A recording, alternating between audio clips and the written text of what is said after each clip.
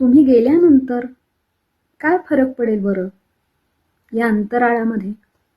सूर्य तळपतील, चंद्र झळकतील, तारे आपुला क्रम आचरतील, असेच वारे पुढे वाहतील, होईल काही का अंतराय? आपण रोज बघतो सूर्य उगवताना मावळताना, चंद्राला पाहत असतो, ताऱ्यांना पाहत असतो, वारे वाहत असतात आणि हे सगळं आपण अनुभवत असतो. पण आपण असतो म्हणून हे अनुभवत असतो.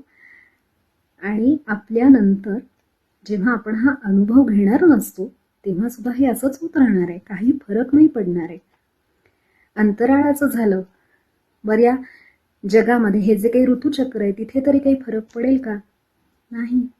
मेघ वर्षतील, शेते पिकतील, गर्वाने या नद्या वाहतील, कुणा काळजी कीन उमटतील, पुन्हा तटावर हेच पाय. आपण एखाद्या किनाऱ्यावर जातो, आपली पावलं तिथे उमटतात, लाटेनं ती पुसली जातात, पुन्हा आपण तिथे कधी गेलो तर पुन्हा ती उमटतात. पण एक वेळ अशी येते की ती कधीच उमटणार नसतात. पण म्हणून लाटा जे थांबतील का? नाही. तिथेही काहीच फरक पडत नाही, ना अंतराळात ना जगात. मग निदान आपलं एक छोटंसं विश्व असतं, आपला एक परिवार असतो, तिथे काय घडतं? तिथे सुद्धा सखे सोयरे डोळे पुसतील, पुन्हा आपुल्या कामी लागतील, उठतील बसतील हसून खिदळतील, मीच आता त्यांचे काय जाय.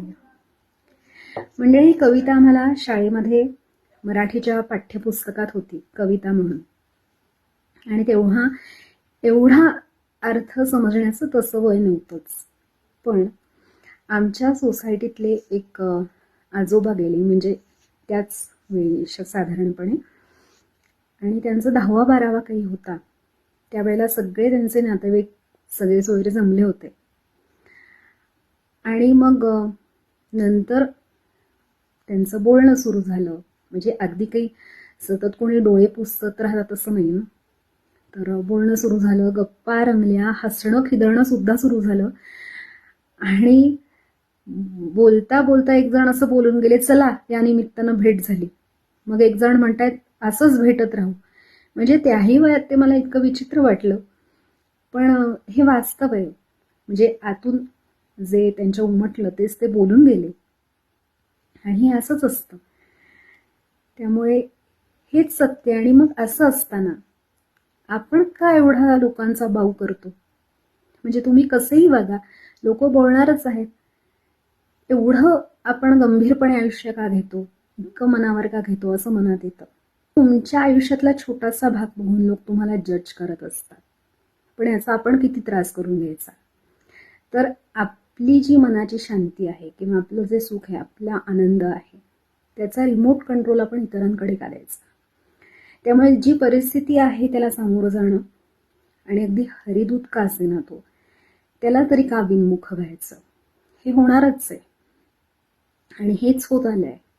हे चक्र आहे जन्म मृत्यूचं. तर त्याच्यापासून विनमुख होऊन काय करणार आहे? होऊच शकणार नाही. तर त्याचं स्मरण ठेवणं गरजेचं आहे. जे होईल त्याला सामोरं जाणं महत्वाचं आहे. आणि मनाची शांती कायम असणं. शांती परते नाही सुख.